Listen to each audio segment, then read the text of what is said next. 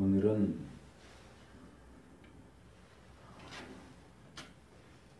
하나님의 뜻에 대해서 살펴보는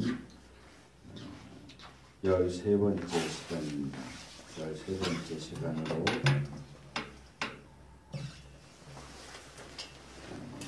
지금 함께 읽은 에베소서 6장 5절에서 9절 본문을 통해서 마음으로 하나님의 뜻을 행함이라는 제목의 설교를 하려고 합니다. 이 본문도 5절밖에 되지는 않지만 좀 각 구절들이 좀 긴 편이어서 지난주처럼 좀 세밀하게 다루면 시간이 너무 많이 갈 것 같아서 좀 중요한 내용들 위주로 전체적으로 훑어가도록 하겠습니다. 먼저 5절입니다. 종들아 두려워하고 떨며 성실한 마음으로 육체의 상전에게 순종하기를 그리스도께 하듯 하여 그럽니다. 오늘 우리가 읽은 본문은 바울이 인간관계에 대해서 교훈하는 5장 22절에서 시작되는 세 개의 내용 가운데 마지막 부분입니다. 5장 22절부터 5장 마지막 절까지는 남편과 아내의 관계에 대해서 이야기를 했고 6장으로 넘어와서 1절에서 4절은 부모와 자녀의 관계에 대해서 교훈을 했고 지금 우리가 읽은 5절에서 9절까지는 종과 상전의 관계에 대해서 교훈을 합니다. 그래서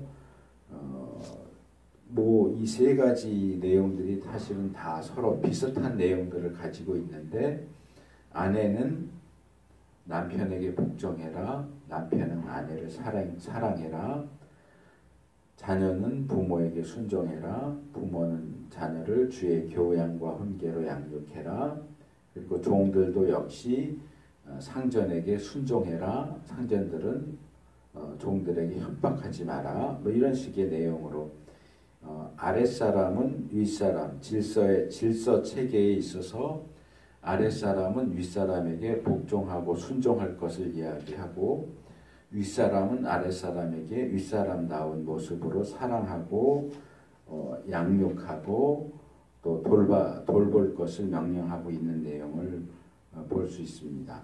그래서 이 5절에서 바울은 종들이 상전에게 취해야 하는 기본적인 태도에 대해서 순종이다라고 이야기를 하는데 우리가 순종에 대해서 살펴보기 전에 먼저 여기 종이라고 되어 있고 상전이라고 되어 있는 이 단어가 뭘 의미하는가 하는 것 먼저 살펴보는 것이 필요합니다. 이게 정확히 뭘 가리키는지를 알아야 본문에서 바울이 이야기하고 있는 것이 무엇인가, 뭘 얘기하려고 하는가 하는 것을 더 정확하게 알 수 있기 때문에 그렇습니다.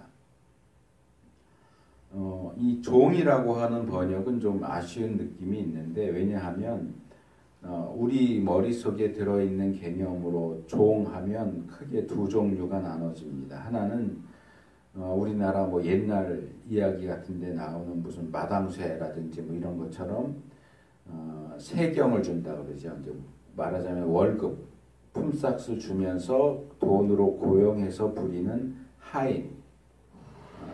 종은 종이지만 하인, 고용인으로서의 하인, 종이 있고 또 하나는 주인의 소유가 되어 있는 노예인 종이 있죠. 예전에 한참 유행했던 그 추노라고 하는 드라마도 그런 종, 노예였던 사람들, 도망간 노예들을 잡는 그런 내용들을 다룬 드라마가 그 드라마였는데 그래서 고용인으로서의 하인도 종이라고 말하고 노예로서의 종도 종이라고 말하기 때문에 우리가 이 종이라고 하는 개념을 단어를 들을 때 떠올리는 개념은 조금 애매한 면이 있다고 말할 수 있습니다.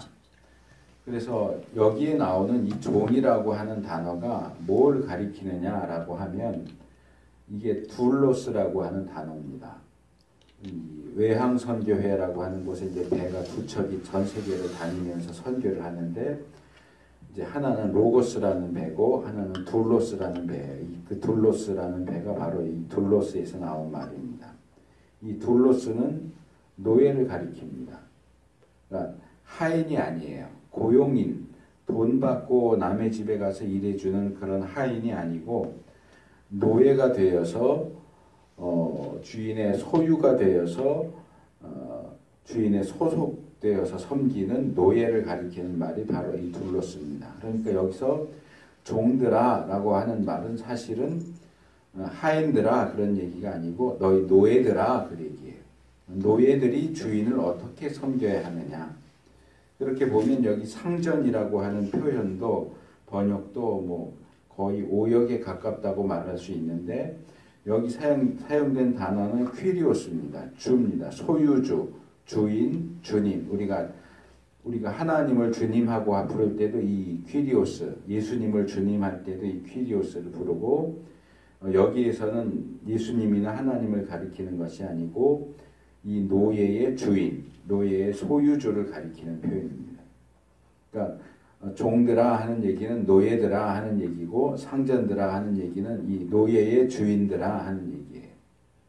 그러니까 이 본문에서 바울이 얘기하고 있는 것은 기본적으로 노예들과 그 노예의 생사 여탈권을 가지고 있는 주인들, 때릴 수도 있고 팔아 넘길 수도 있고 심지어는 죽일 수도 있는 그런 절대적인 권리를 가지고 있는 상전, 주인을 가리키는 말이다. 이것을 종과 상전 이렇게 이해하면 본문의 내용을 우리가 좀 착오할 수 있기 때문에 아주 명확하게 노예와 노예의 주인 이렇게 이해하고 본문을 읽는 것이 필요합니다.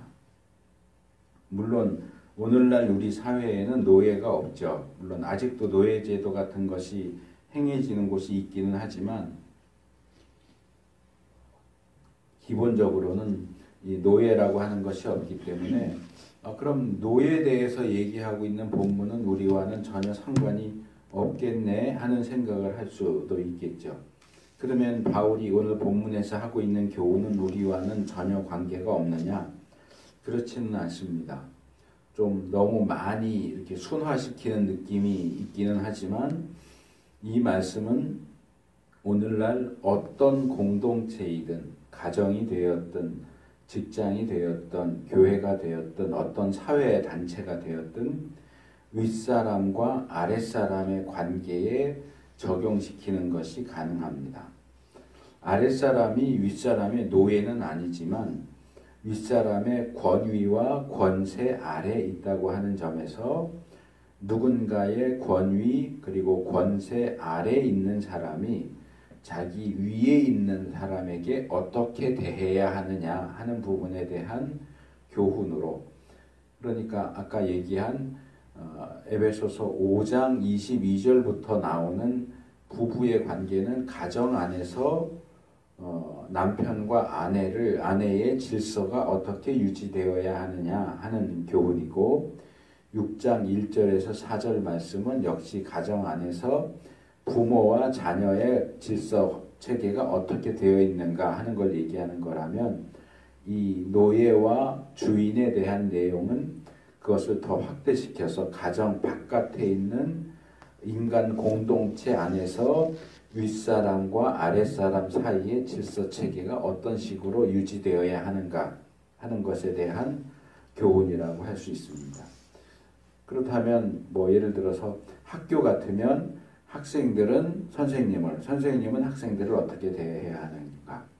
직장 같으면 직장 상사는 자기 부하 직원을 어떻게 해야 되고 부하 직원은 직장 상사를 어떻게 대해야 하는가? 또 국민은 국가의 지도자를 어떻게 대해야 하고 지도자는 국민들을 어떻게 대해야 하는가 하는 식으로 얼마든지 넓게 적용시키는 것이 가능하겠죠.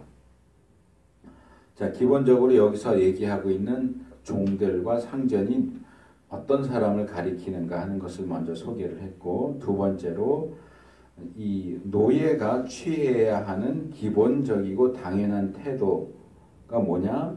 순종하는 것이다. 순종한다. 이 순종한다 하는 말은 제가 여러 번 이 헬라어 단어도 소개를 했던 것 같은데 휘파쿠오라고 하는 단어입니다. 이 휘포는 무엇의 아래에서 언더 그런 뜻이고 아쿠오는 듣는다 그런 말입니다.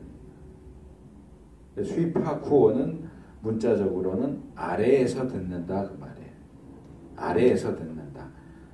하급자로서 상급자의 말을 아래 하급자로서 듣는다 그런 말입니다. 그래서 여기서 주의 깊게 듣는다, 경청한다, 명령이나 권위에 유의하다, 따르다, 순종하다, 복종하다 그런 뜻으로 확대됩니다. 그래서 이 단어의 그 여러 가지 의미들을 종합해서 생각을 해본다면 종은 하급자이자 아랫사람으로서 자기의 위치를 늘 기억하면서 상급자이고 윗사람인 주인의 말을 늘 주의해서 경청해서 들어야 하고 그 주어진 명령에 대해서 따르고 순종해야 한다 하는 얘기입니다.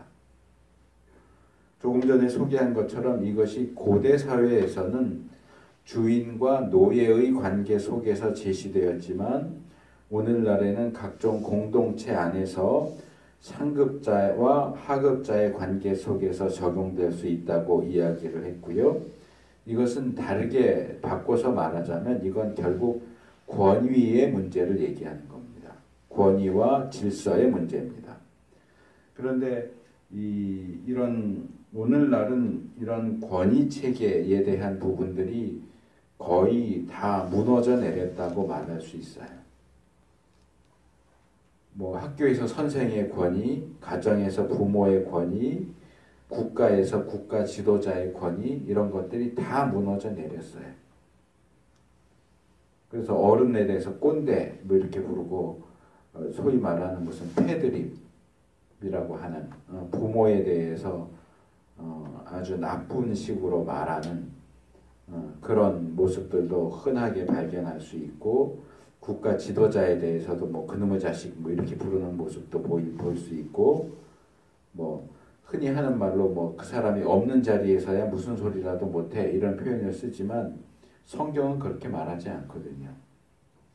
죄악된 인간이 그런 습성을 가지고 있다는 것은 인정을 하지만 그렇게 해도 된다고 말하지 않아요.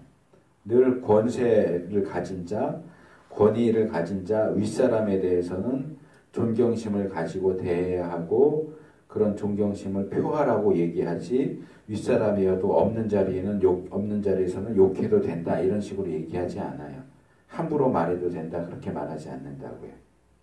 그런데 이 시대는 그런 성경의 가르침과는 전혀 맞지 않는 정반대되는 방향으로 흘러가고 있습니다. 물론 권위주의라고 하는 것이 문제가 있고 잘못된 것이기 때문에 권위주의를 배격하는 것은 옳습니다. 그런데 권위주의를 배격하다 보니까 권위 자체도 배격해버려요. 그러니까 아주 잘못된 거예요.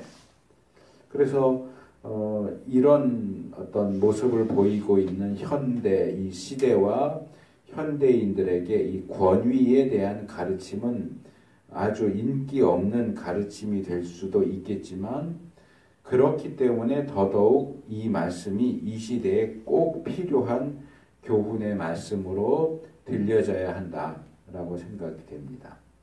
이것이 중요한 이유가 있습니다. 왜냐하면 그러한 가정에서의 남편의 권위, 부모의 권위, 또 공동체에서 윗사람의 권위, 이러한 권위의 체계를 계속해서 따라 올라가다 보면 최종적으로는 하나님에게 도달하게 된단 말이에요.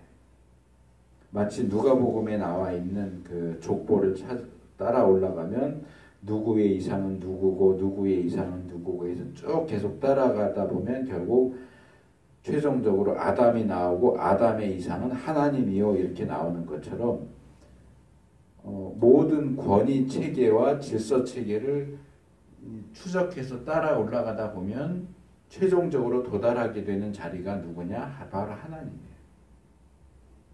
그런 점에서 이 세상에 주어진 모든 권세와 권위에 대해서 복종하는 것은 간접적으로 하나님의 권세와 권위에 대해서 복종하는 것이요. 반대로 그런 권세와 권위에 불복종하고 저항하는 것은 결국 하나님의 권세와 권위에 대해 불복종하고 저항하는 것이 된다. 그렇기 때문입니다. 그래서 바울은 이러한 사실을 로마서 13장 1절과 2절에서 이렇게 아주 확실한 어조로 말합니다.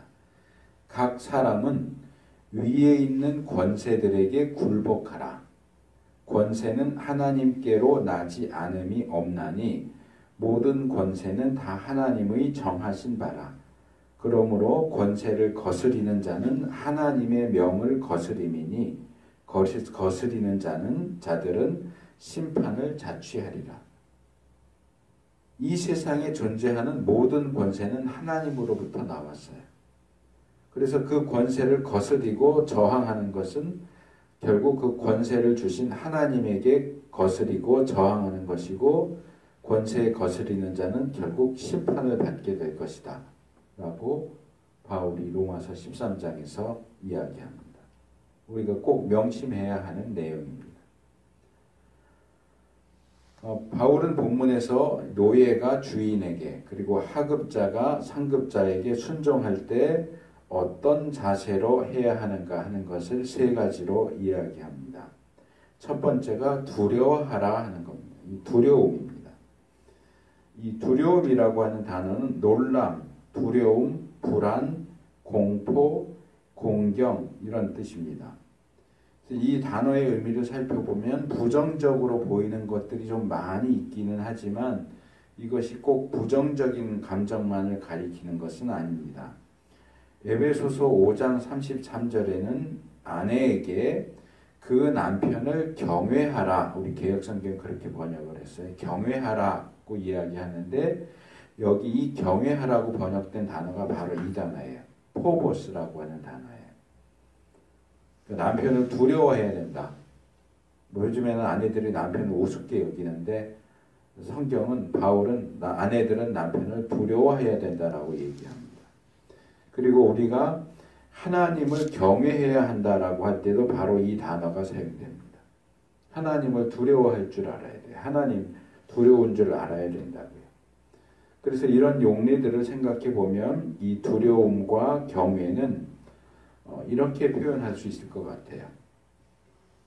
사람이 마땅히 그렇게 대해야 하는 대상에게 보여야 하는 기본적이고 당연한 태도다.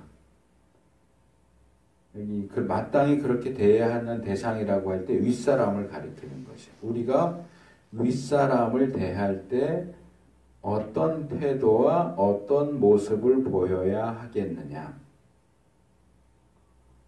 이제 저는 이제 기본적으로 그런 부분이 있다고 생각을 하는데, 이 자랄 때 부모님과의 관계가 어떻게 형성됐느냐, 특별히 이 아버지와의 관계가 어떻게 형성됐느냐에 따라서 이 나이가 먹으면서 사회에 나가서 이 나보다 나이 많은 윗사람들을 어떻게 대하느냐 하는 그런 기본적인 태도를 형성하는 것 같아요. 이건 뭐 저만의 생각은 아니고 그렇게 주장하는 이들이 꽤 많이 있습니다. 저는 뭐 자랄 때 아버지의 관계가 썩 좋지는 않았어요. 친밀한 관계는 아니었어요. 적어도 뭐 저희 아버지 때는 다 그랬지만 이렇게 친밀하게 하고 뭐 같이 놀아주고 이렇게 가깝지 않았었기 때문에 저는 저보다 윗사람을 대할 때 참 어려워요. 제가 목사지만 뭐 부교육자로 있을 때 담임 목사님 대하는 건 참 어렵고, 밖에 나가서도 이제 목사라고 하면 저보다 나이가 어린 목사는 또 다르지만 나이가 많은 목사들 대하기 어렵고, 어른들, 특별히 남자 어른들 대하는 거 참 어려워요. 교수님 대하는 것도 어렵고. 근데 이렇게 보면 여자들은 또 다른 것 같아요. 제가 다닐 때도 그 후배 여자 학생들 이렇게 보면 교수님들하고 대할 때 보면 말하는 것도 야 어떻게 저렇게 말할 수 있지? 라고 생각할 정도로 뭐 이렇게 지나가다도 보면 뭐 교수님 부르고 뭐 밥 사줘요 이러고 뭐 농담하다가 조금 그러면 아 교수님 삐졌어요? 저로서는 상상할 수도 없는 그런 표현들을 쓰는 걸 보면서 아마 남자 학생이 남자 교수한테 그런 식으로 말하면 아마 화내지 않을까 싶은데, 여자 학생들이 그렇게 말하면 또 교수님들이 화를 내지도 않아요. 또 그래서 이 윗사람을 대하는 그런 태도에 있어서 저는 상당히 좀 어려워하는 편인데, 본문에서 바울이 말하는 것은 좀 그런 측면, 100% 그런 건 아니지만 좀 그런 측면이 있지 않나라는 생각이 듭니다. 윗사람을 대할 때 기본적으로 어려워하는 마음, 그게 바로 이 두려움입니다. 내가 함부로 행동할 수 없고 함부로 말할 수 없고 그분을 함부로 대할 수 없구나. 무슨 친구 대하듯이 뭐 삐졌어요 뭐 이런 식으로 할 수 없구나. 그런 기본적인 마음 자세가 필요하다는 거죠. 인간이 하나님 앞에 설 때 하나님을 업신여기거나 그 앞에서 함부로 행동할 수 없겠죠. 또 어떤 뭐 대담한 사람이라고 해도 높은 위치에 있는 대단한 사람을 만나게 된다면 상대방의 그 권위와 위치를 존중하면서 거기에 걸맞는 방식으로 대하지 않겠냐 하는 겁니다. 당장 여기 장관이 온다거나 뭐 대통령이 온다고 하면 뭐 아무데나 앉으시오 뭐 이런 식으로 할 수는 없을 거 아니에요. 뭐 이쪽으로 앉으십시오 이럴 거 아니에요. 그런 기본적인 태도, 아랫사람이 윗사람을 대할 때 이런 두려움, 경외심, 존중하는 태도가 기본적으로 있어야 한다. 둘째로 떨며 그랬습니다. 다 동사로 번역했는데 여기 사용된 건 다 명사예요. 두려움 그리고 떨림입니다. 떨림. 왜 떠느냐? 이건 두려움으로 인한 떨림입니다. 두려움으로 인한 떨림, 공포 어린 전율 이런 겁니다. 그러니까 무서워서 덜덜 떠는 그런 거예요. 그러니까 제가 볼 때는 떨림이라는 번역보다는 차라리 전율이 더 떨림이 아마 순 한국말이고 전율은 한문 표현이라서 또 그런 것도 있을 것 같긴 한데 떨림보다는 전율이 좀 더 크게 느껴지거든요. 강하게 느껴져서 그게 더 나은 표현일 수도 있겠다라는 생각이 드는데 이것은 이 첫 번째 항목인 두려움에서 저절로 파생되어 나오는 반응이에요. 마치 아주 무서운 공포 영화를 볼 때 이 무서운 장면이 나오면 나도 모르게 내가 무서우니까 떨어야지 그러고 떠는 게 아니고 무서우면 떨리잖아요. 떨리고 막 소름이 돋고 하는 것처럼 무의식적으로 이 상대방의 권세와 권위와 그에 대한 두려움 때문에 저절로 떨게 되는 모습을 가리키는 겁니다. 그런데 아까도 얘기했던 것처럼 이 오늘날은 이런 권세와 권위를 무시하기도 하고 어떤 것도 무서워할 줄 모르는 그런 시대이다 보니까 그런 시대에 속한 세대로서는 좀 이해하기 힘든 그런 모습과 태도가 아닐까 하는 생각이 듭니다. 그래서 그런 점에서 저는 우리가 평생을 살아가면서 적어도 한 번쯤은 이런 공포를 좀 경험해 보는 것도 필요하지 않을까 하는 생각이 듭니다.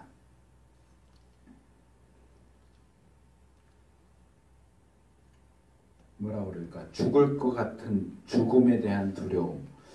이 얘기를 하면서 제가 떠오르는 것이 있는데 작년 초에 아마 설교하면서 나눴던 내용인 것 같아요. 저는 뭐 어려서부터 저희 또래는 다 그렇지만은 교회 가면 훈방 공부하고 설교 듣고 이럴 때 공산당이 와서 이렇게 총 겨누고 너 예수님 믿을래 안 믿을래 믿는다 그러면 총으로 쏴서 죽이고 안 믿는다 그러면 살려줄게 그러면 어떡할래 이런 얘기 굉장히 많이 들었거든요. 그래도 나는 예수님 믿겠습니다 하고 총 맞아 죽는 게 올바른 신앙이다 이렇게 배워왔기 때문에 저는 스스로 나는 죽음에 대해서 그런 공포를 가지고 있다라는 생각은 해본 적이 없어요. 죽으면 죽는 거지 그랬는데 아프고 나서 언젠가 한번 굉장히 무서운 꿈을 꿨어요. 내가 죽었는데 정신이 살아있어요. 그 장면이 이 화장터에 있었는데 가족은 안 보이는데 어쨌든 나하고 관계 있는 사람들이 몇몇이 남아서 얘기하는 게 나한테 다 들리는 거예요. 장면도 다 보이고 나는 안 보이는데 무슨 카메라 렌즈가 된 것처럼 이렇게 찍고 얘기하는 거 보이고 말하는 거 들리는데 나는 어떻게 됐는지 안 보이는데 뭐 이거 화장을 어떻게 해야 되나 뭘 이런 얘기를 하는데 그 장면을 경험하는 것이 저한테는 정말 이게 이럴 수 있구나. 그냥 순간적으로 죽으면 그냥 끝이라고 생각을 했는데 야 이런 상황이 된다는 건 정말 무섭고 두려운 일이구나 하는 그런 생각을 했던 적이 있어요. 그게 그냥 꿈이었다라는 게 얼마나 감사한 일인지 모르겠어요. 그래서 그러면서 야 죽음이라는 것이 정말로 두려운 일이구나 하는 그 경험을 했었고 그러면서 이제 그 내용을 제가 설교하면서 얘기했던 적이 있는데 뭐 저의 이 말이 뭐 좀 재수 없는 소리처럼 들릴 수도 있겠지만 저는 우리가 좀 이렇게 꿈으로라도 정말 두려움이 뭔지 공포가 뭔지 너무나 두려워서 벌벌 떤다는 것이 어떤 것인지 좀 한 번 정도는 경험할 수 있으면 좋겠다. 그것이 우리에게 약이 되고 복이 될 수 있겠다 하는 생각을 해봅니다. 세 번째로 두려움과 떨림 다음에 이야기하는 것은 성실한 마음입니다. 여기 우리 개역성경이 성실한 마음으로 이렇게 번역을 했는데 사실 이 번역은 조금 문제가 있어요. 왜냐하면 여기 성실이라고 번역된 이 단어가 하플로테스라고 하는 헬라어 단어인데 이 단어에 성실이라는 의미도 넣을 수는 있겠지만 사실은 더 다른 의미가 더 중심되는 의미예요. 뭐냐면 단일성이에요. 단일성, 단순, 소박, 진지, 관용, 관대함 이런 뜻입니다. 그래서 이 하플로테스라는 단어의 가장 기본적인 의미는 단순성이에요. simplicity예요. 이거는 성실한 마음이 아니고 단순한 마음, 단일한 마음이 하나의 마음.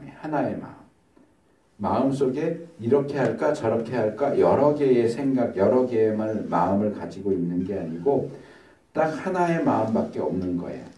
오직 한 가지 마음만 가지고 충성스러운 태도를 취하는 것을 여기서 성실한 마음으로 이렇게 번역을 했어요. 뭐 아주 틀린 번역은 아니지만 저는 성실한 마음보다는 그 충성스러운 마음, 변하지 않는 충성스러운 마음 이렇게 보면 가장 적합한 번역이 되지 않을까 생각이 되고요.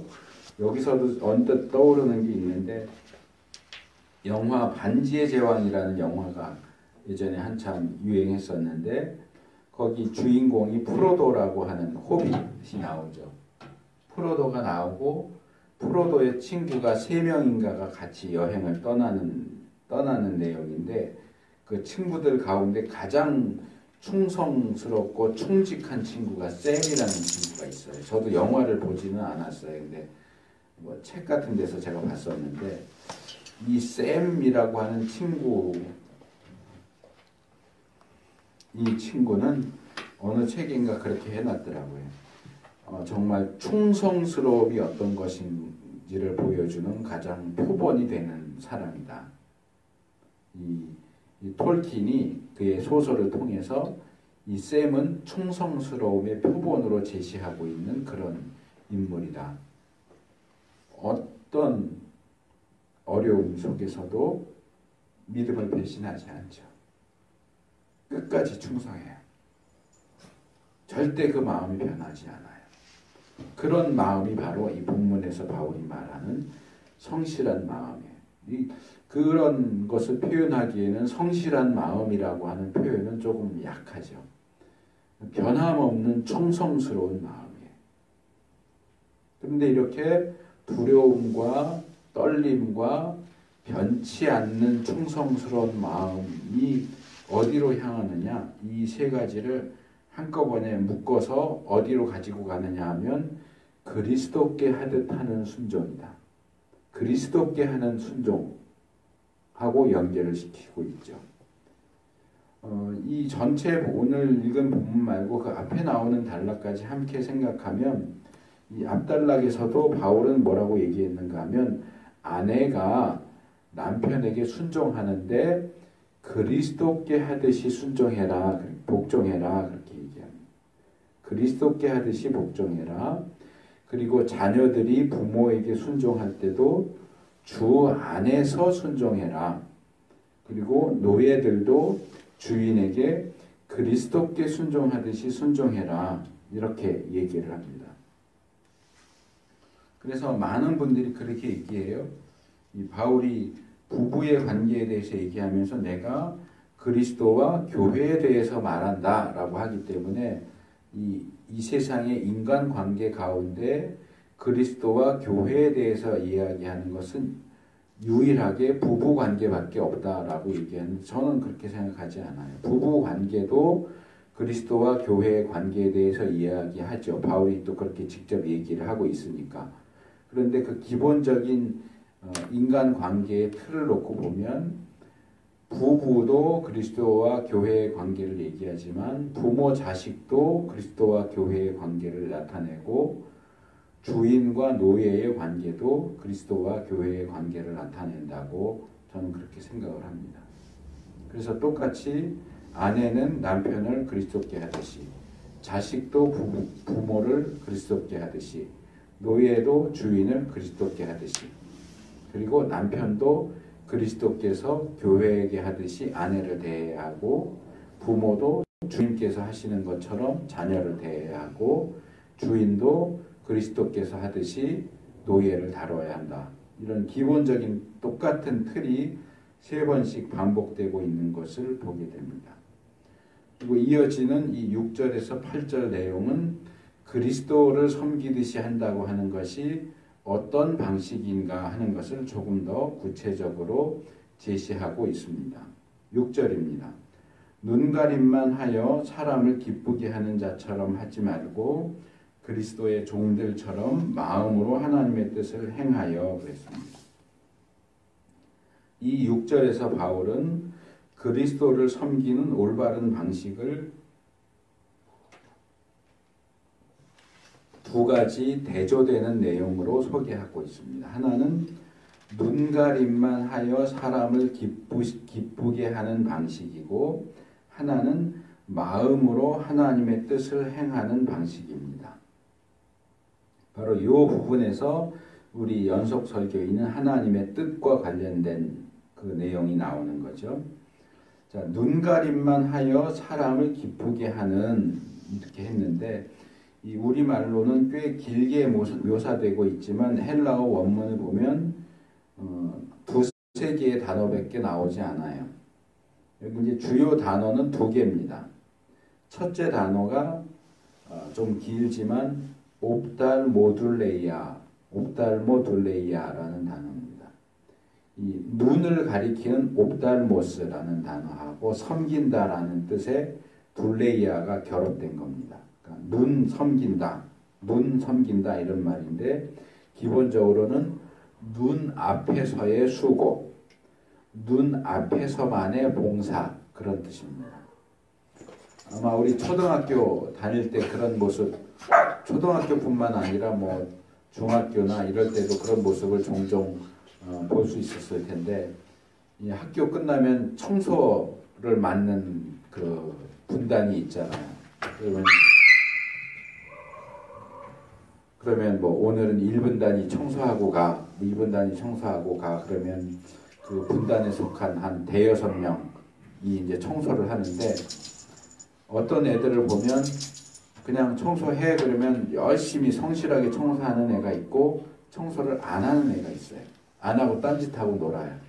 그러다가 야 선생님 모신다 그러면 자기가 제일 열심히 청소하는 것처럼 하는 애가 있어.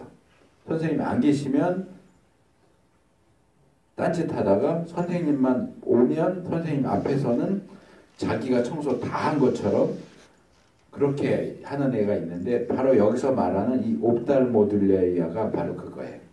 눈 앞에서만 섬기고 눈 앞에서만 봉사하는 거예요. 그래서 이 눈앞에서의 수고, 눈앞에서의 봉사가 의미하는 또 다른 의미는 태만이에요. 태만. 그러니까 평소에는 태만하게 게으름 부리다가 주인이 나타나면 열심히 일하는 척하는 거죠.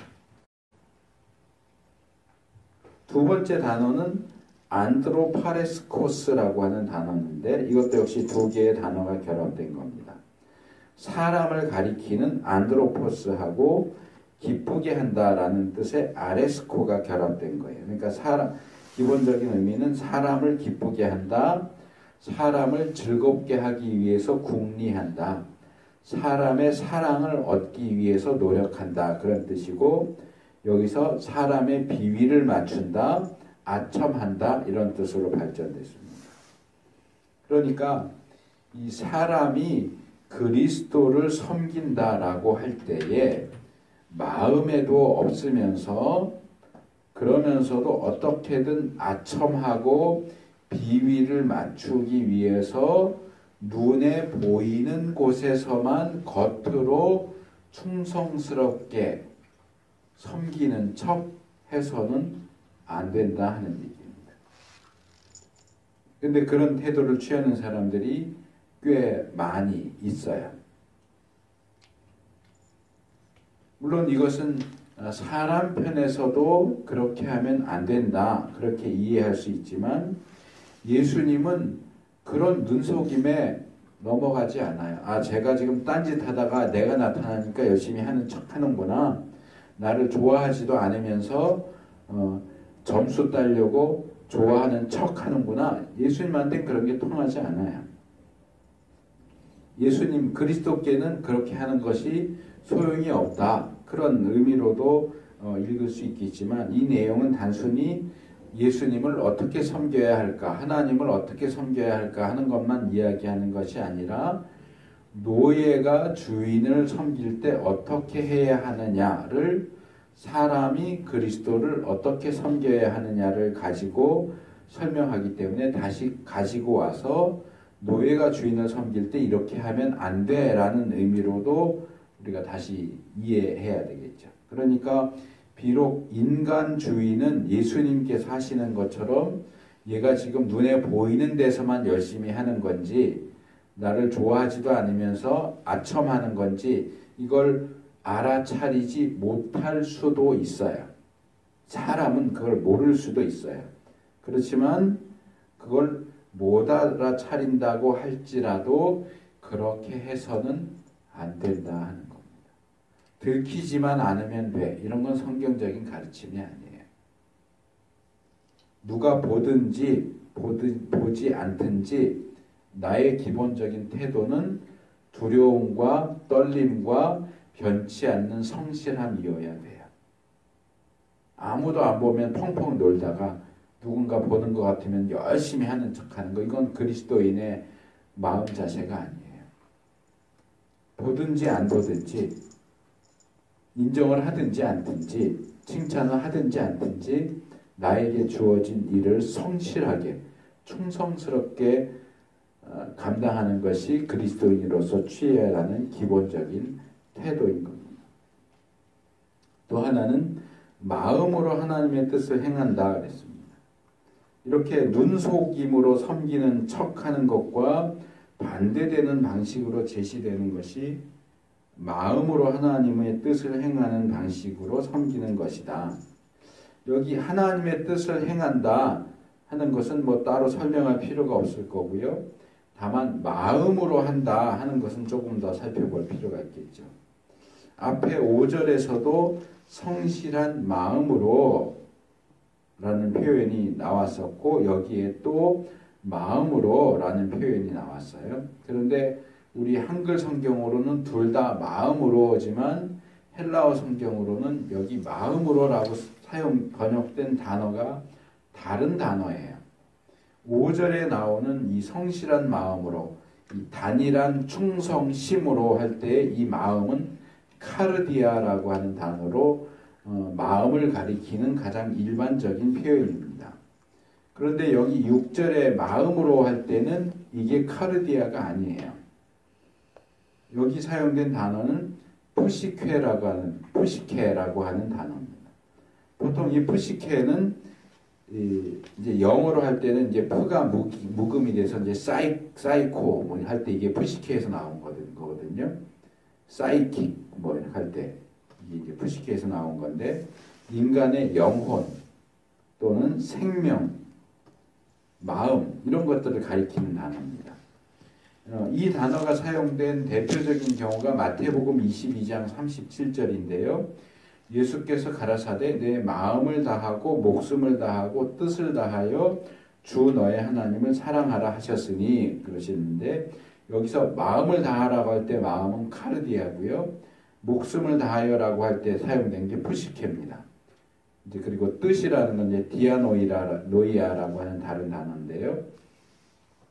이런 용례를 감안해서 본다면 이 6절은 마음으로 하나님의 뜻을 행하라 라고 읽기보다는 목숨으로 하나님의 뜻을 행해라, 목숨을 걸고 하나님의 뜻을 행해라, 이렇게 번역하는 것이 훨씬 나을 것 같습니다. 바로 5절에도 마음으로인데 그 마음은 진짜 마음이고, 여기 사용된 마음은 그런 일반적인 의미의 마음이 아니고 목숨, 생명, 이렇게 이해하는 것이 훨씬 적절합니다. 그러니까 목숨으로 또는 목숨을 걸고 하나님의 뜻을 행해라. 우리는 하나님의 뜻을 행하기 위해서 우리의 목숨도 걸 수 있어야 된다 하는 겁니다. 하나님의 뜻을 행하는데 목숨을 걸어라. 인생을 걸어라. 그 얘기입니다. 우리가 지난주에 살펴본 갈라디아서 1장 1절에서 5절 말씀에서도 예수님께서 아버지 하나님의 뜻을 따라 자기 자신을 내놓으셨다. 이 내놓은 것이 목숨을 내놓는 거죠. 십자가에 죽으시는 거란 말이에요. 예수님께서도 하나님의 뜻을 행하기 위해서 목숨을 내놓으신 것처럼 우리도 하나님의 뜻을 행하는 그 일에 우리의 목숨을 내놓을 수 있어야 된다. 목숨을 걸 수 있어야 된다. 뿐만 아니라 이 그리스도를 섬기고 하나님의 뜻을 목숨 걸고 행하듯이 육신의 주인도 그렇게 섬겨야 한다 하는 얘기입니다. 근데 우리 육체의 주인을 섬기는 일도 목숨을 걸고 해야 된다 라고 하면 조금 우리가 다시 생각해야 할 부분이 생기죠. 이렇게 우리 육신의 주인을 목숨을 걸고 섬겨라 라고 하면 무슨 전체주의나 또 인간의 권력을 절대화시키는 발언처럼 들릴 수 있는데, 이 부분에서 아까 제가 로마서 13장 1절 2절을 소개를 시켜드렸습니다. 모든 권세는 하나님으로부터 온 것이기 때문에 거기에 굴복해야 하고 그것을 거스리는 것은 결국 하나님을 거스리는 것이다 라고 했죠. 오늘 본문에서도 바울은 그 로마서 13장 1절 2절 내용에 부합되는 교훈을 하고 있는 것 같습니다. 그런데 여기 하나 이제 균형을 맞추기 위해서 추가적으로 언급해야 하는 내용이 있습니다. 그것이 뭐냐 하면 계시록 13장입니다. 우연인지 모르겠지만 둘 다 13장이에요. 로마서 13장과 요한계시록 13장. 거기에는 하나님을 회방하고 대적하는 짐승, 사탄으로부터 권세를 받은 국가 또는 지배 체제가 나옵니다. 바울이 로마서 13장에서 모든 권세는 하나님으로부터 온 것이다 라고 하는 일반론을 이야기했다면, 이 계시록 13장은 사탄으로부터 오는 권세도 있다는 예외론을 이야기한다고 말할 수 있습니다. 그래서 어떤 사람들은 이 로마서 13장과 요한계시록 13장이 우리가 세상 권세를 바라보는 두 개의 안경알과 같다라고 설명하기도 해요. 외눈박이 안경도 있지만 보통 안경은 알이 두 개가 있죠. 그러니까 한쪽은 로마서 13장의 알, 하나는 요한계시록 13장의 알.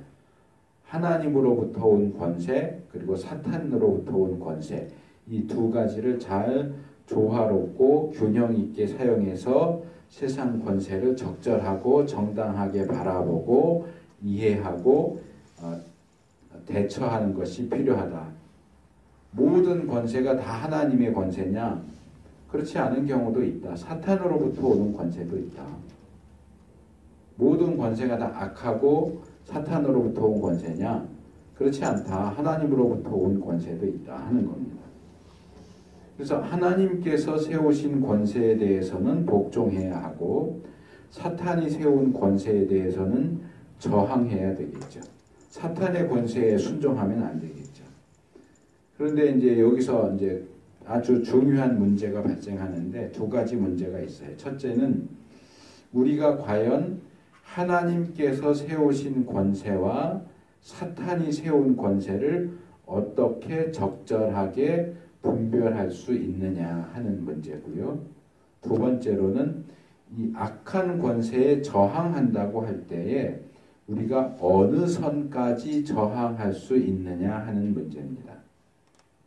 그런데 이 권세에 대한 문제는 오늘 우리가 다루려고 하는 주제와는 좀 별개의 문제이기도 하고 이게 이렇게 짧은 시간 내에 간단하게 이야기할 수 없을 정도로 굉장히 복잡한 내용을 포함하고 있기 때문에 지금 당장 여기서 다룰 수는 없고요. 다만 참고하시라고 한 가지씩만 더 말씀을 드린다면 우리가 우리 눈에 보이는 것만으로는 그 권세의 정체를 쉽게 단정 지을 수 없다는 겁니다.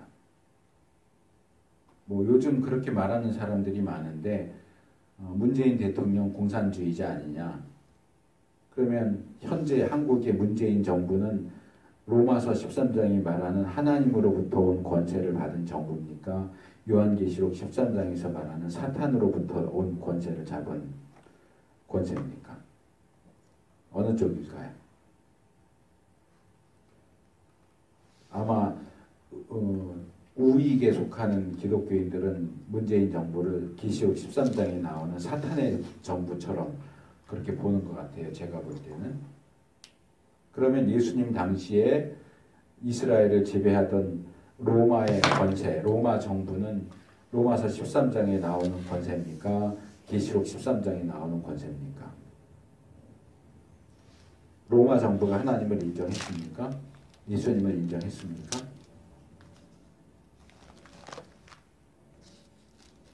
지금 우리나라의 정부를 어떻게 우리가 이해해야 하느냐 하는 것은 신약시대 당시에 이스라엘을 다스리던 로마 정부를 어떻게 이해해야 하느냐 하는 문제하고 아주 비슷합니다. 로마 정부는 로마서 13장의 권세입니까? 계시록 13장의 권세입니까? 하필이면 바울이 로마 교인들에게 쓴 편지에서 모든 권세는 하나님으로부터 왔다라고 얘기하고 있을까요? 당시의 로마 제국에 대해서도 이 소리가 잘 나가고 있어요. 당시 로마 제국에 대해서도 그것은 하나님께서 세우신 정당한 권세다라고 보는 입장과 사탄의 권세다라고 보는 입장이 신약 성경에 섞여서 나와요. 그래서 제가 처음에 얘기했잖아요. 그 권세와 정부가 어디에 근원한 것인지 우리가 눈에 보이는 것만으로 판단하기가 쉽지가 않다는 겁니다. 예를 들어서 조금 전에 말한 바울이 로마서 13장 1절 2절에서 말하는 걸로 봐서는 바울은 로마 정부를 하나님으로부터 온 권세다라고 주장하는 걸로 보입니다. 또 예수님께서도 가이사의 것은 가이사에게로 라고 말씀하시는 걸로 봐서 로마 정부의 권세를 인정하신 것으로 보입니다. 근데 또 반대로 베드로전서 5장 13절이나 요한계시록 같은 경우는 로마 정부를 바벨론이라고 부르면서 하나님을 대적하는 권세로 또 제시하고 있단 말이에요. 그러니까 이 부분이 쉽지가 않아요. 로마 정부를 정당한 정부로 권세를 가진 정부로 봐야 할까 사탄적인 정부로 봐야 할까에 있어서도 신약 성경 안에서도 입장이 갈린다고요. 이 시대의 문재인 정부를 정당한 정부로 볼 것이냐 사탄적인 정부로 볼 것이냐에 대해서도 당연히 입장이 갈릴 수밖에 없어요. 그러니까 이게 쉽게 눈에 보이는 걸로 판단하기가 어려운 굉장히 복잡하고 어려운 문제다.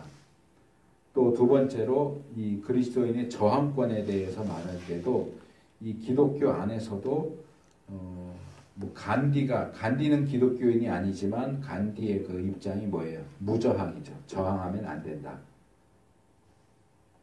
예수님에 대해서 얘기할 때도 무저항. 왼뺨을 때리면 오른뺨을 대라. 오리를 가져가면 십리를 가라. 속옷을 달라고 하면 겉옷을 달라고 줘라. 이게 다 무저항하고 연결되는 걸로 이해를 보통 하거든요. 그러니까 저항하지 말아라. 에서부터 조금 더 나가 순종하지 말아라. 시키는 거 하지 마. 그 다음에 더 가면 저항해. 그리고 끝에는 이쪽이 이제 무저항이 우익이라고 하면 좌의 끝에는 무력 투쟁도 가능하다. 이런 사탄적인 정부는 무력 투쟁을 해서라도 뒤집어 엎을 수 있다. 이렇게까지 주장하는 입장도 있어요. 기독교 안에. 무저항에서부터 무력 투쟁에 이르기까지 굉장히 다양한 이야기가 주장되고 있고 우리가 그것 가운데 어느 것을 선택할 수 있는지 그것도 역시 쉬운 문제가 아닙니다. 그래서 이 부분은 언제 기회가 되면 아마 하나님 나라를 다루는 가운데 다룰 수 있을지는 모르겠는데 이게 쉽게 간단하게 말할 수 있는 문제가 아니고 그러니까 쉽게 결론 짓기도 참 어려운 문제다 하는 것 정도만 말씀을 드리겠습니다. 7절입니다. 단 마음으로 섬기기를 주께 하듯 하고 사람들에게 하듯 하지 말라.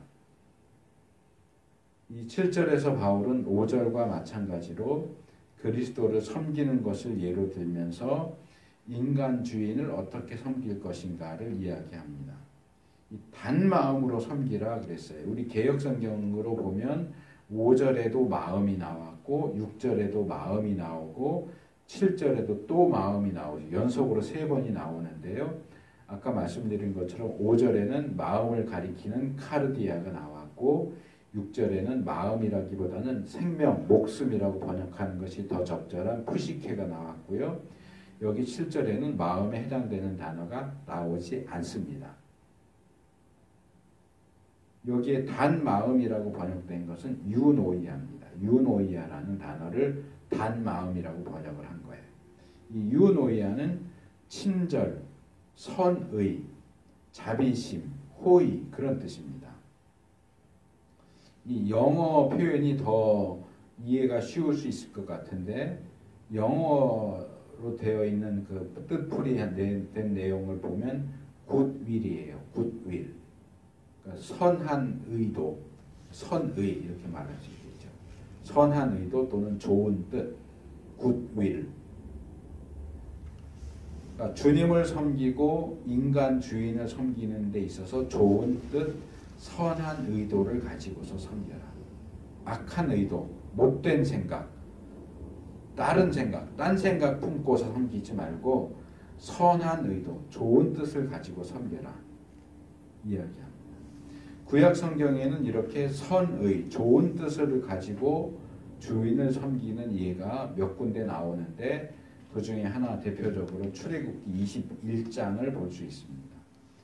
히브리인 노예가 히브리인 주인에게 팔리면 6년 동안 주인을 섬기다가 7년째, 즉 안식년이 되면 값 없이 풀려나도록 되어 있습니다. 그게 모세율법의 내용이에요. 이때 주인은 그 종이 나가서 자립할 수 있도록 한 몫을 챙겨주도록 되어 있습니다. 이건 출애굽기에는 안 나오지만 신명기 15장 12절에서 14절에 보면 나옵니다. 그러니까 노예살이 6년 하고 7년째 되면 너 내가 풀어줄 테니까 몸값 내놔 이렇게 하면 안 되고 몸값 받지 않고 그냥 풀어주는데 그냥 풀어주는 정도가 아니라 한미천 잡아서 이제 자립할 수 있도록 그렇게 한미천 챙겨주도록 되어 있어요. 그러니까 히브리 같은 동족 이스라엘 사람이 이스라엘 사람에게 노예가 되었을 경우에만 해당되는 겁니다. 이방인이 노예가 됐을 때는 해당되지 않아요. 그런데 이렇게 노예가 되어서 6년을 섬긴 이스라엘 사람이 7년째가 돼서 풀려날 수 있게 되었는데도 저는 풀려나지 않겠습니다. 저는 그냥 노예가 되어도 좋으니까 평생을 그냥 주인님의 노예로 살겠습니다. 라고 하는 경우가 생길 수 있어요.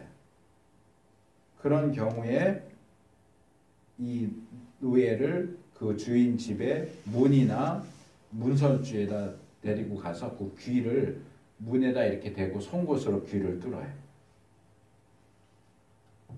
그러니까 이렇게 귀걸이 이렇게 하는 건 어떤 측면에서는 노예의 표지이기도 해요. 부적으로 쓰는 것도 있지만, 그래서 이 귀가 뚫린 종은 평생 이제 풀려날 기회가 없어요. 그냥 평생 노예살이를 하는 건데, 억지로가 아니고 자기가 자원해서 주인, 이 성경 본문을 보면 내가 주인을 사랑하기 때문에, 주인에 대한 사랑 때문에 평생을 노예로 섬기는 사람은 그렇게 귀를 뚫어서 평생을 노예로 섬길 수 있게 해라 하는 내용이 거기 나옵니다.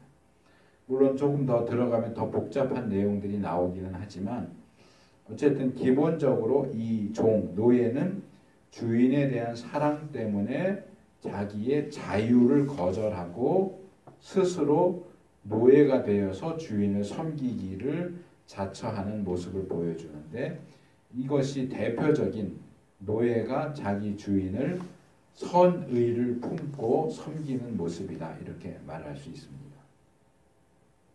그 다음에 이렇게 선의를 품고 주께 하듯 하고 사람들에게 하듯 하지 말라고 했습니다.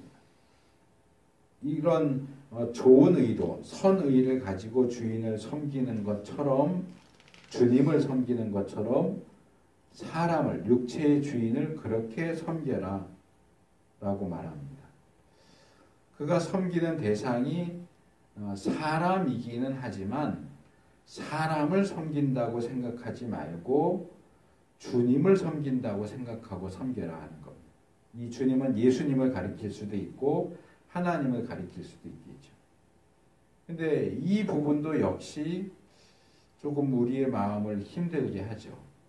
왜냐하면 아무리 주님께 하듯이 섬기라고 말하지만 주님은 주님이고 사람은 사람이에요. 사람은 주님이 아닌데 어떻게 사람을 주님을 섬기듯이 하느냐 말이죠. 사람이 주님 같지 않은데 어떻게 주님께 하듯이 섬길 수 있느냐 하는 문제가 생겨요. 똑같은 문제가 아내들에게도 있어요. 에베소서 5장 22절과 24절에 보면 아내들에게 남편에게 복종해라. 그러면서 남편에게 복종하기를 그리스도께 하듯 하라. 또 다른 곳에는 주께 하듯 하라 그렇게 얘기해요. 그런데 이건 모든 아내가 쌍수를 들고 인정하겠지만 어떤 남편도 그리스도와 같지 않아요. 주님 같지 않다고요. 표현이 좀 그렇긴 하지만 그리스도 같지 않은, 주님과 같지 않은 남편은 어떻게 주님께 하듯이 섬길 수 있냔 말이에요. 복종하냔 말이에요. 물론 그것과 동일한 하지만 반대되는 문제가 있죠. 남편들은 그리스도께서 교회를 사랑하듯이 아내를 사랑하는 명령을 받아요. 그런데 그리스도 같지 않은 남편이 어떻게 그리스도께서 하듯이 아내를 사랑할 수 있겠어요? 그리스도께 하듯이 할 수 있는 존재는 그리스도밖에 없어요. 어떤 남편도 그리스도께 하듯이 아내를 사랑할 수가 없죠. 그런데도 그런 명령을 받고 있죠. 동일하게. 아내는 그리스도 같지 않은 남편을 그리스도께 하듯이 복종할 것을 명령받고, 남편은 그리스도 같지도 않은데도 그리스도 같이 아내를 사랑할 것을 명령을 받고 있어요. 둘 다 동일한 어떤 딜레마에 빠져 있다라고 생각할 수 있겠죠. 근데 종도 마찬가지예요. 주인이 좀 좋은 주인도 있을 것이고 인색하고 나쁜 주인도 있겠죠. 우리도 여러 집을 전체 살면서 좀 너그러운 주인도 만나봤고 굉장히 까다롭고 인색한 주인도 만나봤어요. 너그러운 주인한테는 우리도 좀 잘해주고 싶지만 까다롭게 구는 주인한테는 우리도 까다롭게 굴게 되죠. 그래서 베드로서인가에 어디에도 나오지만 종에게 얘기하면서 너한테 잘해주는 주인에게만이 아니라 까다롭게 하는 주인한테도 잘해라 라고 하는 내용이 베드로인지 바울인지 다른 곳에서 얘기하는 내용이 있었는데, 어떻게 그리스도 같지 않은 주인을 그리스도께 하듯이 주님께 하듯이 복종하고 순종할 수 있고 섬길 수 있느냐, 거기에 대한 답변, 그렇게 할 수 있는 비결은 제가 알기로는 성경에 나오지 않는 것 같아요. 직접적으로 이렇게 하면 그렇게 할 수 있어, 이렇게 답이 나오는 건 없는 것 같아요. 근데 성경 전체의 가르침을 감안한다면 제 생각에는 뭐 다르게 답을 할 수도 있겠지만 제가 볼 때는, 제가 떠올린 것은 우리가 그리스도의 마음을 품을 수 있다면 가능하지 않을까 하는 생각이 들었어요. 온유하고 겸손하신 예수님을 담는다면, 그 마음을 담는다면 남편이나 상전을 주님께 하듯이 겸손하게 섬기고, 또 아내를 그리스도께서 하시듯이 온유하게 그렇게 사랑할 수 있게 되지 않을까 생각이 됩니다. 아마 이것은 우리가 평생 우리의 기도의 제목으로 삼아서 기도하면서 추구하고 노력해야 할 부분이 아닐까 생각이 돼요. 어쨌든 우리에게 명령이 주어졌으니까 그 명령대로 행하기 위해서 노력하는 것은 필요하겠죠. 8절, 이는 각 사람이 무슨 선을 행하든지 종이나 자유하는 자나 주에게 그대로 받을 줄을 알미니라. 8절에서 바울은 이렇게 불가능해 보이는 일을 하는 것이 왜 중요하고 필요한가 하는 것을 이야기합니다.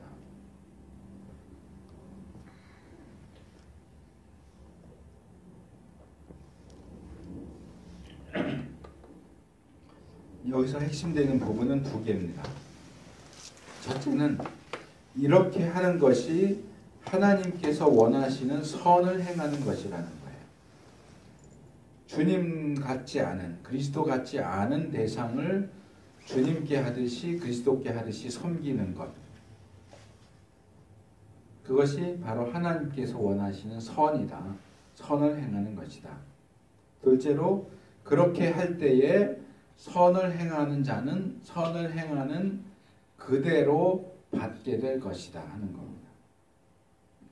여기 선을 행한다 하는 말이 나오는데, 선을 행한다라고 하는 말을 들으면 무슨 생각이 떠오르십니까? 선행, 착한 일. 자, 이 선행, 착한 일이 과연 어떤 걸까요? 여기서 우리가 좀 주의해야 될 것이 있는데요. 우리가 성경에 나오는 단어들을 읽을 때 그 단어들이 우리가 일반적으로 사용하는 단어와 똑같은 단어라고 할지라도 그것을 일반적인 의미나 우리가 가진 상식선에서 그 의미를 규정짓지 않도록 조심할 필요가 있습니다. 그 대표적인 예가 바로 선악이에요. 선하다, 악하다, 뭐 믿음 이런 것도 있지만 어떤 것이 선하고 어떤 것이 악한 겁니까? 선을 행하는 것은 어떻게 하는 거고 악을 행하는 것은 어떻게 하는 걸까요? 이렇게 물으면 대부분은 남에게 해를 끼치는 것이 악이고 남에게 도움을 주는 것이 선이다 이렇게 얘기합니다. 뭐 맞는 말이기도 하지만 또 틀린 말이기도 해요. 나 이외의 존재에게 손해를 끼치거나 이익을 끼친다 하는 점은 어느 정도 뭐 그렇다, 맞는, 어느 정도 맞다고 할 수 있겠지만 그 남이라고 하는 것이 나 말고 다른 사람이라고 할 때에는 그 대답에는 우선권의 문제가 있다고 말할 수 있습니다. 아마 오늘 오후에 그 교리 공부할 때 하나님의 선하심이 오늘 오후나 아니면 다음 주쯤에 나오는 것 같은데 그때 또 얘기를 하겠지만 선과 악, 나 말고 다른 사람, 다른 존재에게 손해를 입히거나 이익을 끼친다라고 할 때 나 외에 다른 존재에 있어서 우리가 가장 우선적으로 생각해야 하는 관계, 대상이 누구겠느냐 하는 것. 성경이 가장 중요하다고 보는 관계는 누구와의 관계일까요? 그는 하나님과의 관계예요. 사람과의 관계도 중요하지만 사람과의 관계 이전에 하나님과의 관계가 가장 중요해요. 그래서 하나님의 뜻에 거스르는 것이 악이고 하나님의 뜻을 행하는 것이 선이에요. 그래서 이 하나님과의 관계를 제쳐놓고 인간과의 관계, 소위 말하는 윤리적인 측면에서만 선과 악을 말하는 것은 상식적이고 일반적인 방식이기는 하겠지만 성경적인 방식이 아니라는 거예요. 성경은 윤리적인 측면에서의 선악을 우선적인 것으로 얘기하지 않아요. 그것도 거기에 포함되기는 합니다. 성경적인 선악의 개념은 무엇보다도 하나님과의 관계, 하나님의 뜻에 대한 준행 여부와 관련됩니다. 그래서 본문이 말하는 선을 행한다 하는 것도 윤리적인 의미에서가 아니라, 물론 그것을 배제시키는 것이 아니라 포함시키기는 하지만 2차적인 의미에서 포함되는 거고요. 성경적이고 신앙적인 의미에서 하는 말로 들어야 합니다. 이런 사실을 잘 드러내주는 말씀이 예수님께서 마태복음 5장 16절에서 하신 이같이 너희 빛을 사람 앞에 비추게 하여 저희로 너희 착한 행실을 보고 하늘에 계신 너희 아버지께 영광을 돌리게 하라 하는 말씀입니다. 사람들이 우리의 착한 행실을 보고 하나님께 영광을 돌리게 하라고 말씀하시는데, 우리의 착한 행실이 그냥 윤리적인 행동일 뿐이라면 그걸 보고 하나님께 영광을 돌릴 수가 없어요.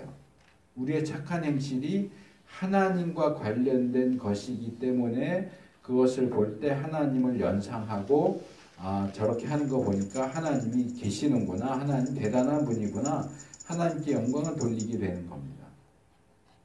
그래서 제가 뭐 주의 깊게 듣진 않으셨겠지만 처음부터 제가 이렇게 하는 것이 하나님께서 원하시는 선을 행하는 겁니다 라고 제가 표현을 했어요. 이렇게 하나님께서 원하시는 선을 행할 때 하나님께서 그것을 갚아주십니다. 여기서 받는다라고 말했죠. 개혁은 그대로 받는다라고 했는데 헬라어 원문을 보면 이것을 받는다 이렇게 돼 있어요. 그러니까 선을 행하는 자는 이것을 받는다. 그러니까 선을 행하는 자는 그가 행하는 선을 그대로 돌려받는다. 뒤집어서 말하면 악을 행하는 자는 마찬가지로 그가 행하는 악을 그대로 돌려받을 것이다. 근데 이렇게 자기가 행한 그대로 돌려받는 것이 종이나 자유하는 자나 할 것 없이 모든 사람에게 동일하게 적용된다라고 말합니다. 자, 우리가 살펴본 5절부터 여기 8절까지의 내용은 다 종들에게, 노예들에게 하는 얘기입니다. 그리고 이제 뒤에서 살펴볼 9절만, 한 절만 주인들에게 하는 말이에요. 그런데 여기서 이 종만이 아니고 자유하는 자, 자유민, 노예가 아닌 사람을 대해서 언급하면서 이 9절에 주인에 대한 내용으로 넘어갈 수 있도록 중간 다리를 놓고 있습니다. 그래서 이것은 종에게도 그렇지만 주인이 되는 자유민에게도 마찬가지다라고 얘기를 하고요. 그러면서 9절로 넘어가서 이렇게 말하죠. 상전들아 너희도 저희에게 이와 같이 하고 공갈을 그치라. 이는 저희와 너희의 상전이 하늘에 계시고 그에게는 외모로 사람을 취하는 일이 없는 줄 너희가 알미니라. 자, 이 9절 한 절은 상전들, 주인들에게 주어지는 명령입니다. 그런데 이들에게 주어지는 명령은 종들에게 주어지는 명령과 별개의 것이 아니고 오히려 종들에게 주어졌던 명령에 또 다른 명령까지 추가되어서 주어지고 있다고 하는 것을 생각할 필요가 있습니다. 여기 상전들아 너희도 저희에게 이와 같이 하고, 이와 같이 하고 뭐예요? 종들이 주인들에게 하는 것과 똑같이 해라 그 말이에요. 그러니까 상전들에게도 똑같은 명령이 주어지고 있다는 거죠. 종들에게 주인을 어떻게 대할까라고 명령한 그 내용이 주인들이 종들에게 어떻게 대해야 하는가 하는 명령과 똑같다는 거죠. 이와 같이, 뭐 이제까지 그 내용을 살펴보긴 했지만 좀 요약하면 첫째로 5절 두렵과 떨림 그리고 성실한 마음으로 그리스도를 대하듯이 상대방을 대해라. 서로를 대할 때 두려움과 떨림과 변치 않는 충성스러움으로 그리스도를 대하는 것처럼 대해라. 두 번째 6절 태만하면서 겉으로만 상대방에게 아첨하듯이 눈속임으로 하지 말고 하나님의 뜻을 행한다는 생각과 자세로 대해라.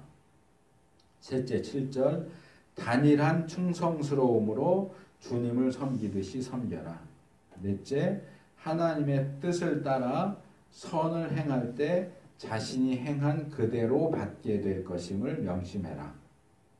그래서 종도 그렇게 주인을 대해야 되지만 주인도 역시 종을 그렇게 대해야 한다. 좀 전에도 지적했지만 이 8절 말씀과 그리고 이 9절 상반절 말씀은 종이냐 종이 아니냐와 상관없이 모든 사람이 다른 사람들을 윗사람을 대하든 아랫사람을 대하든 다른 사람을 대하는 기본적인 태도가 그러해야 한다 하는 것을 이야기합니다.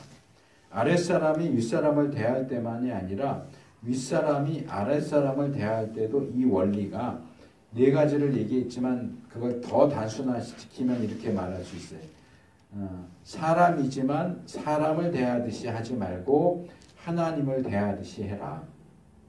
좀 더 이해하기 쉽게 바꿔서 말하면 하나님께서 원하시는 선한 태도로 인격적으로 동료 인간을 대해라 하는 겁니다. 그것을 명심해야 됩니다. 우리가 그렇게 해야 하는 이유가 있는데 여기 한 가지 추가적으로 주인들에게 주어지는 내용을 살펴본 후에 그 이유를 말씀을 드립니다. 자, 주인에게 종들이 주인을 대할 때 해야 하는 네 가지를 동일하게 제시하고 이와 같이 하라 그러고 주인에게는 하나가 더 추가되죠. 그게 뭐예요? 공갈을 그쳐라. 공갈을 그쳐라. 여기 그쳐라는 것은 포기해라, 단념해라, 참아라 그런 뜻이고요. 이 공갈이라고 번역된 것은 협박입니다. 협박, 위협 그런 뜻입니다. 그러니까 종들을 협박하고 위협하는 것을 포기해라, 그만둬라 하는 말이에요. 이걸 요즘 많이 사용되는 표현으로 바꾸면 이런 것 같아요. 갑질하지 마라. 자, 노예의 주인이에요. 생사여탈권을 가지고 있어요.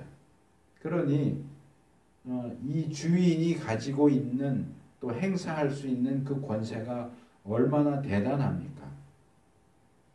어떤 불합리하고 잘못된 요구를 하면서도 너 내 말 안 들으면 때릴 거야, 팔아버릴 거야, 아니면 죽여버릴 거야 하는 식으로 위협하고 협박할 수 있어요. 그것도 합법적으로. 노예제도가 합법적으로 인정되는 시대니까 주인이 노예에게 그렇게 행하는 것은 일반적인 것이고 오히려 노예를 그런 식으로 다루지 못하는 주인은 바보 병신처럼 취급받았을 겁니다.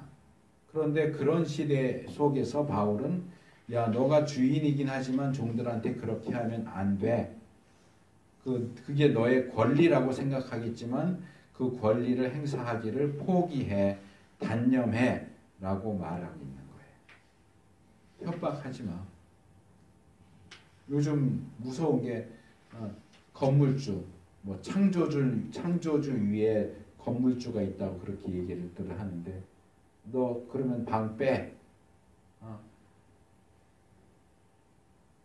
뭐죠? 갑자기 단어가 생각이 안 나네.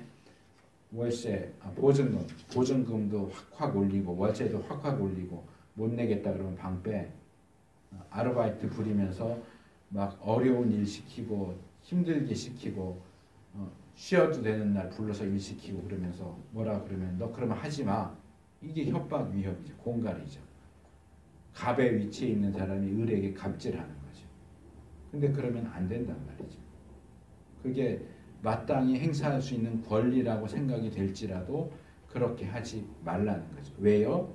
그렇게 하지 말아야 하는 이유가 두 가지로 제시됩니다. 첫째로 이는 저희와 너희의 상전이 하늘에 계시기 때문입니다.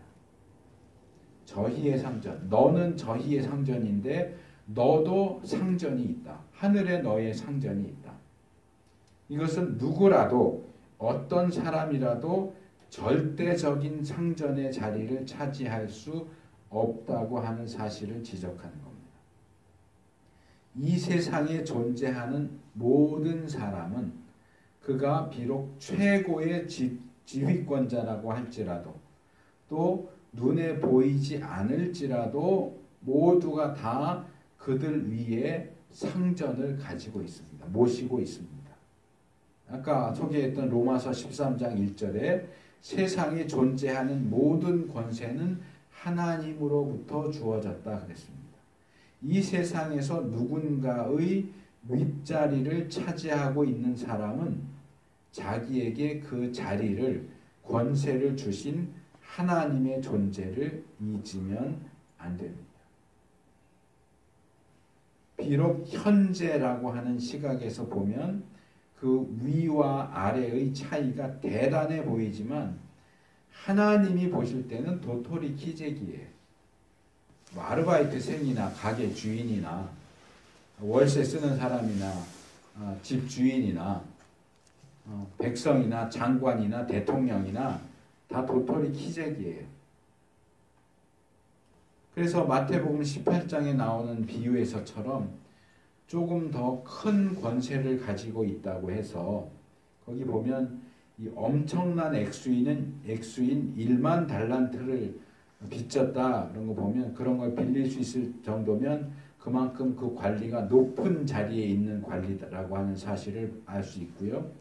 동료 관원이라고 돼 있는데 많지도 않은 100데나리온 정도도 처리하지 못하는 걸 보면 그 동료 관원은 그렇게 높지 않은 자리에 있다고 하는 것을 암시합니다. 그리고 이 둘 사이에 이런 격차를 생각해 볼 때 이들이 동료, 동료 관원이라고 되어 있긴 하지만 동료라기보다는 사실상 상하 관계일 수도 있어요. 1만 달란트를 빚진 관리와 100데나리온을 빌린 관리는 아마 상하 관계의 가능성이 아주 높은데 그래도 이것을 동료 관리, 동관이라고 표현하고 있는 건 굉장히 중요해 보여요. 그래서 상하 관계라고 할지라도 동료 관리에게 갑질하지 말라는 겁니다. 지위는 낮을지라도 그래도 동료다. 지위의 상하가 절대적인 게 아니다. 나 역시도 내가 저 사람보다 좀 높은 위치에 있지만 나도 역시 또 더 높은 누군가 아래에 있는 존재다 라는 사실을 기억해라. 갑질하지 마라. 둘째로 그에게는 우리 하늘에 있는 상전에게는 외모로 사람을 취하는 일이 없는 줄 너희가 알미니라. 우리 모두가 알고 있고 그렇다라고 생각하듯이 우리 모두의 상전이신 하나님은 외모로 사람을 취하지 않으세요. 여기 외모로 사람을 취한다라고 번역된 건 하나의 단어예요. 프로소폴랩시아예요. 이 얼굴을 가리키는 프로소폰하고 취한다라는 람바노라는 단어가 결합된 건데 기본적으로는 얼굴을 취한다 그런 뜻이고 얼굴을 또는 외모를 또는 사람을 보고 판단한다. 편파심, 편애 그런 뜻이에요. 하나님은 편애하시지 않아요. 그래서 그런 거 있잖아요. 예능계 이런 데서 시험 볼 때 자기가 평소에 레슨한 제자들인 거 알고 점수를 더 줄 수 있기 때문에 실기할 때 이렇게 커튼 치고 누가 지금 하는지 모르게 하고 점수를 매기게 하잖아요. 시험 볼 때 그 시험지가 누구 답안지를 알 수 없게 위에 이렇게 딱 볼 수 없게 해서 답만 볼 수 있게 이렇게 하잖아요. 그것처럼 위에 있는 사람이 지금 저 사람이 누군지 보고 저 사람 내가 아는 사람인데 친한 사람인데 해서 점수를 더 주거나 이렇게 하지 않는단 말이에요. 얼굴을 보지 않아요. 누군지 보지 않고 아주 공정하게 판단하시고 행하신다고 하는 거죠. 그래서 하나님이 그렇게 하시는 것처럼 우리 사람도 그렇게 해서는 안 된다. 그 사람의 지위가 높으냐 낮으냐 노예냐 자유민이냐에 따라서 편파적으로 사람을 대해서는 안 된다. 우리의 상전이시고 우리의 주인 되시는 하나님의 기본적인 태도와 자세, 사고방식, 행동방식이 그렇다면 우리가 그것과 반대되는 방식으로 행동하면 안 된다. 이 부분에 있어서도 우리는 마음으로부터 하나님의 뜻을 준행하려고 하는 태도와 자세를 취해야 한다 하는 겁니다. 자, 오늘 우리는 노예와 그 주인에게 주는 명령과 행동 지침을 살펴봤습니다. 그리고 노예냐 주인이냐를 따질 것이 없이 그들 모두가 하나님의 뜻을 마음으로부터 순종하려고 하는 태도를 요구받고 있다는 사실을 살펴봤습니다. 우리가 인간들 사이에서 취해야 하는 서로를 대하는 기본적인 태도에 대한 하나님의 뜻은 지위 고하를 막론하고, 여기서 이제 지위를 주제로 삼고 있지만 그 외에도 뭐 얼마나 가졌느냐, 얼마나 배웠느냐, 남자냐, 여자냐, 나이가 몇이냐, 그런 여러 가지에도 적용이 가능할 겁니다. 그래서 우리가 서로가 서로를 동료로 여기고 인격적으로 합리적으로 대우해야 할 것을 본문은 우리에게 교훈하고 있습니다. 그것이 대인 관계에 있어서 하나님께서 우리에게 기대하시는 하나님의 뜻이고 우리의 구체적인 삶 속에서 발견하기를 원하시는 선행입니다. 그래서 그것을 우리가 마음으로 준행하는 우리가 될 수 있기를 바랍니다.